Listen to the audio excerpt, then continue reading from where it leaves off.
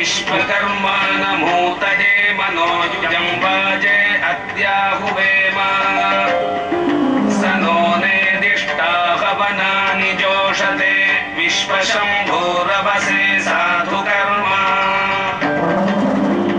भद्रं कर्णेभिः शृणुयामदेव भद्रं पश्येमाक्षभिर्यजत्राः स्थिरैरङ्गैस्तुष्टुवागुंशस्तनूभिः यशेम देवहितं यदायुः स्वस्ति न इन्द्रो वृद्धश्रवाः स्वस्ति नः पूषा विश्ववेदाः स्वस्ति नस्तार्क्ष्यो अरिष्टनेमिः स्वस्ति नो बृहस्पतिर्दधातु ॐ शान्ति शान्ति शान्ति. நம் பாரத நாடு தலை சிறந்த நாடு. நாடு என்றால் பலவிதமான மனிதர்களும் பலவிதமான செல்வங்களும் அவர்களுக்கு ஏற்படக்கூடிய துன்பங்களை விளக்கக்கூடியதான ஒரு வன்மைகளும் பொருந்தியது நாடு என்று நாட்டின் இலக்கணத்தை வேதங்களும் கூறுகின்றன, வள்ளுவரும் கூறுகிறார். அந்த நாட்டின் முக்கியமான தேவை என்னவென்றால் உடுக்க உடை, இருக்க இடம், அதேபோல் உண்ண உணவு. இந்த மூன்றும் நம் கையில் மட்டும் இல்லை. ஆனால் வானம் பொய்த்தால் எதுவும் செய்ய முடியாதல்லவா? அப்ப நாட்டில் எல்லோருக்கும் யூனிவர்சலாக ஒரு நன்மை ஏற்பட வேண்டும், அதற்காக ஒரு பிரார்த்தனை பிரேயர் செய்ய வேண்டும் என்றால் அஸ்வமேதம் என்ற யாகத்தில் ஒரு மந்திரமானது அவ்வளவு அழகாக பிரார்த்தனை செய்வது என்று பார்ப்போம்.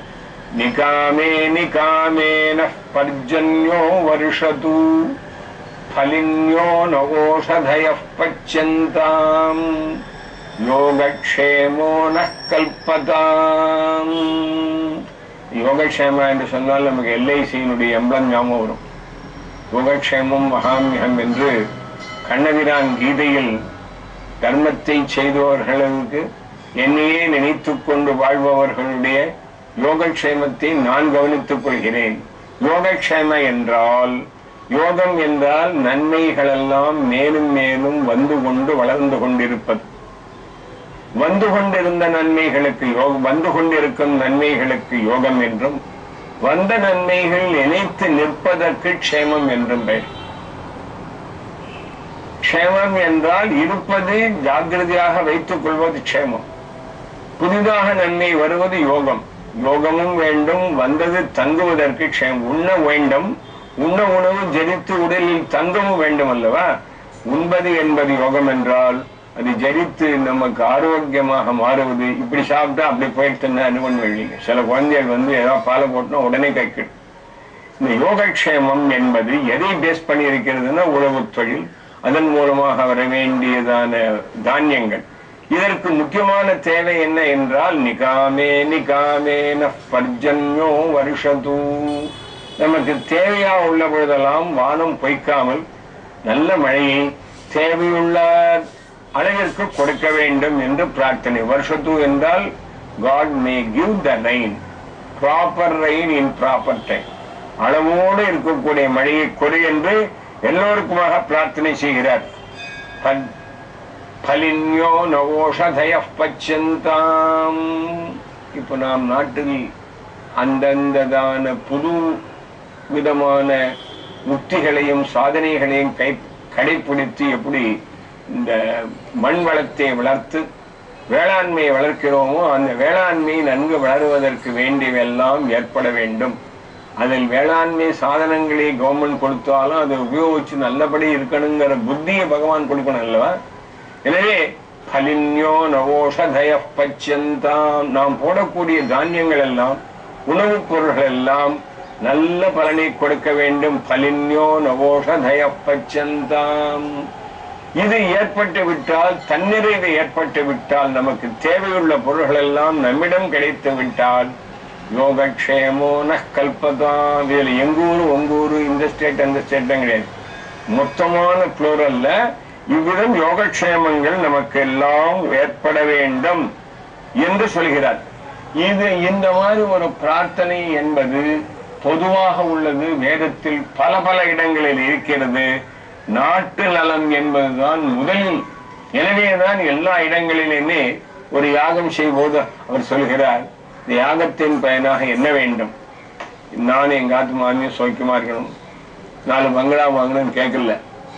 வசந்தம் ருதூனாம் பிரீணாமி சமா அப்ரீத பிரீணாது, கிரீஷ்மம் ருதூனாம் பிரீணாமி சமா அப்ரீத பிரீணாது, வருஷா ருதூனாம் பிரீணாமி தாமா அப்ரீதா பிரீணந்து, சரதம் ருதூனாம் பிரீணாமி சாமா அப்ரீதா பிரீணாது, हेमंत शिशिरावृतूनां प्रीणामि तौमा अप्रीतौ प्रीणीताम्.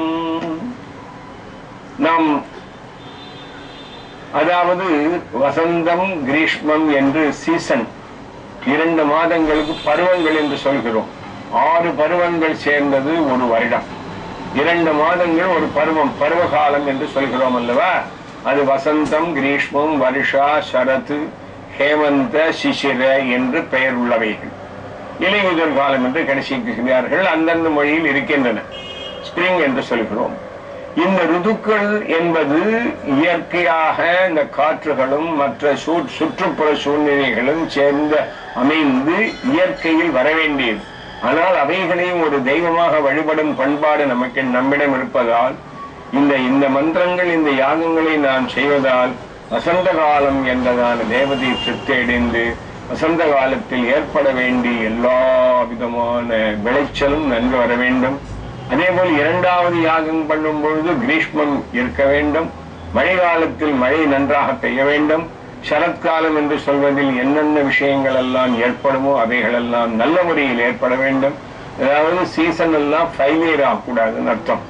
அதற்கு பிரார்த்தனையை வேதத்தில் இருக்கக்கூடிய யாகம் பண்ணுபவர் முதலில் வேண்டிவிட்டு பிறகு யாகம் செய்ய ஆரம்பிக்கிறார்.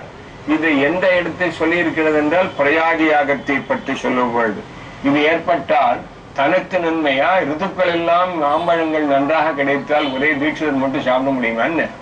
அதனால உலக எல்லாவற்றுக்கும் நன்மையை தருவது அந்த நாடு என்பதே இம்மாதிரி எல்லோருக்குமாக எல்லோரும் சேர்ந்து உழைப்பது. அதை அழகாக கூறுகிறார். தள்ளா விளையும் தக்காரும் தாழ்வையிலா செல்வமும் சேர்வது நாடு. இப்பதான் அந்த நாடுங்கிறது எப்ப நாடாக இருக்க முடியும்? இல்லைன்னா அந்த இன்னுக்கு பதிலா கா வந்துடும், காடுன்னு ஆயிடும். நாடு என்றால் தள்ளா விளையும், அவ்வப்பொழுது பல போகங்கள் விளையக்கூடியதான தன்மையுடைய பூமியும், தக்காரும் பூமியில் விளைய வேண்டும் என்றால் உழுபவர்கள் நன்காக உழைக்கக்கூடிய உழவர்களும், தாழ்வையிலா செல்லும். இது 2ம் சேர்ந்து விட்டால் எக்கச்சக்கமாக நமக்கு விளைஞ்சதுன்னா தாழ்வையிலா செல்வம். இந்த 3ஐயும் ஏற்படுத்துவதற்காகத்தான் நிகாமே நிகாமேன பர்ஜன்யோ, அப்பதான் நாடு நாடாக இருக்கும்.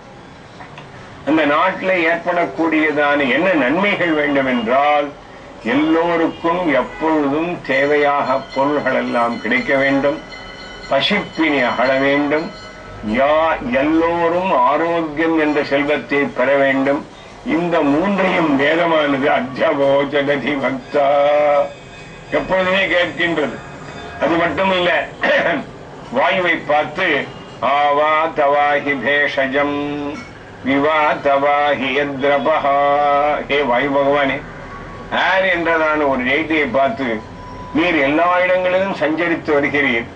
அவ்வப்பொழுது ஆங்காங்கு உள்ளதான மூலிகைகளில் பட்டு வரும் பொழுது இந்த மூலிகையின் சத்துக்களை காத்து மூலமாக எங்களிடம் கொண்டு சேர்க்கக்கூடாதா? சேருங்கள் என்று கேட்கிறார். எனவே இந்த வாரி நோயற்ற வாழ்வே குறைவற்ற செல்வம் என்ற பிரின்சிபலை உணர்ந்து, அது மட்டுமல்ல அந்த வாயுவிற்கு அங்கிருந்து உள்ளதை இங்கு கொண்டு வருவதற்கு எப்படி முடியுமோ அதுபோல் இங்கு இருக்கக்கூடிய சுற்றுச்சூழல்களில் ஏற்படக்கூடிய சில ஆபத்துக்களான, இப்பெல்லாம் சொல்கிறோம் இல்லையா, பொல்யூஷன் என்றும் அதனால் ஏற்படக்கூடிய சில கெட்ட விளைவுகள், இதை எல்லாத்துக்கும் சேர்த்து வேத காலத்துல ஒரு வார்த்தை ரபஹான்னு பேர். விவா தவாஹி யத்ரபஹா, ஏ காற்றே, அந்த தீயதாக உள்ளதை எல்லாம் நீ எடுத்து எங்காவது சென்று சமுத்திரத்தில் நடுவிலே போட்டுவிடு.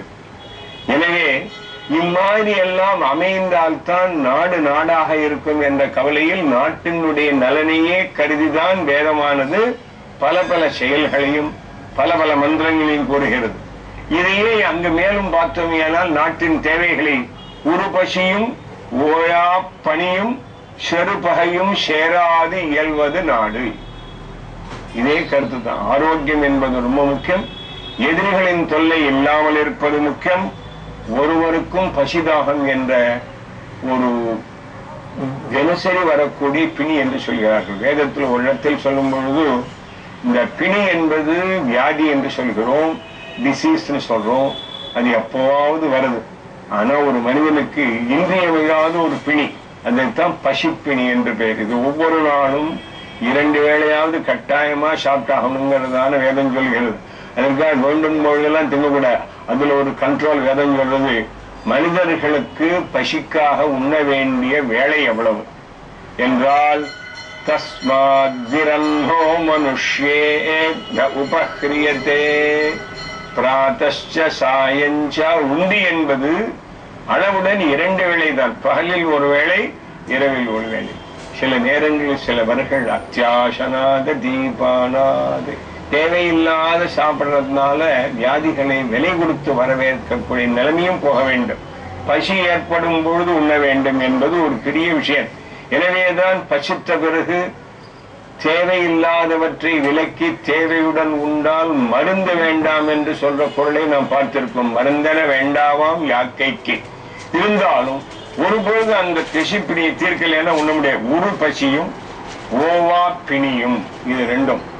இதற்கு வேத மந்திரம் என்ன சொல்கிறது என்றால், பிரவர்க்கம் என்றதான ஒரு யாகத்தில் நடுவில் வரக்கூடிய ஒரு செயலில் உக்ரம் வச்சோ அபாவதீம் துவேஷம் வச்சோ அபாவதீகஸ்வாஹேத்யாஹ அசனயா பிபாசே ஹவா உக்ரம் வச்சஹ ஏனஸ்ச வைரஹத்யஞ்ச துவேஷம் வச்சஹ. அவர் யாகத்துல வேண்டுகிறார் எல்லோருக்குமாக, நாட்டில் உக்கிரமான வார்த்தை இருக்கக்கூடாது. உக்கிரங்கிறத சில தமிழ்ல பேசும் உக்கிரகம்னு சொல்லுவார். அவர் ரொம்ப உக்கிரகமா இருக்கார் போங்காதேம்பா. உக்கிரம் என்றால் ரொம்ப கடுமையான கோபத்தோடு இருப்பது. கடுமையான சொல் என்னவென்றால் கடுஞ்சல், பசி பசி, தாகம் தாகம். அசனயா பிபாசே ஹவா உக்ரம் வச்சஹ. இது நாட்டில் எங்குமே இல்லாமல் செல்லும்படியாக ஒழியும்படியாக நம் முயற்சிகளும் கடவுள் அருளும் ஏற்பட வேண்டும். அப்பொழுதுதான் நாடு என்பது ரொம்ப நன்றாக இருக்கும். இதற்கு நீர்வளம் என்பது ரொம்பவும் முக்கியமாக இருக்கிறது. நீர்வளத்தை பற்றி பேசும் பொழுது பலவிதமான நீர்வளங்களை கூப்யாப்யஸ்வாஹா கூல்யாப்யஸ்வாஹா என்றெல்லாம் வேதம் கூறுகிறது. இதனுடைய தொடர்ச்சி அடுத்த வாரம் பார்ப்போம். சகனா பவது சகனௌ புனக்து சக வீர்யங்